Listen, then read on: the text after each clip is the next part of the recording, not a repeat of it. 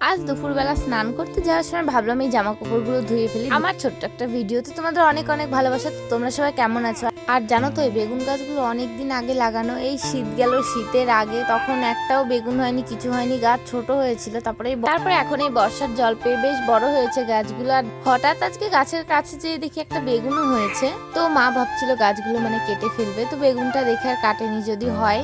তো যাই হোক, তারপর দেখো সকালের খাওয়া দাওয়া করে নিয়েছি। তো তারপরে যে জামা কাপড় কাচতে চলে এসেছি, তোমাদের প্রথমেই বললাম। আর জানো তো আজ আমি প্রথম কল চেপে জামা কাপড় ধোবো, মানে 3 মাস, পুরো 3 মাস টানা আমি কলে হাতও দিইনি। আজ টানা 3 মাস পর আমি কল চেপে কাজ করছি। আর এর আগে করেছি টুকটাক, ট্যাপে জল আসতো তখন করতাম, কিন্তু দুপুরবেলা তো ট্যাপে জল দেয় না। তো ভাবলাম কল চেপে আজকে কাজটা করি, যেহেতু 3 মাস বেরিয়ে গেছে, এখন টুকটাক করে কাজ তো করতে হবে। আর কি কাজ করব বলো, মা তো কোনো কাজ আমাকে করতেই দেয় না। তাই আমি মাঝে মধ্যে ভাবি, জানো তো, যে তোমাদের সাথে কি ভিডিও আমি শেয়ার করবো। আমি তো কোনো কাজই করি না সারাদিন।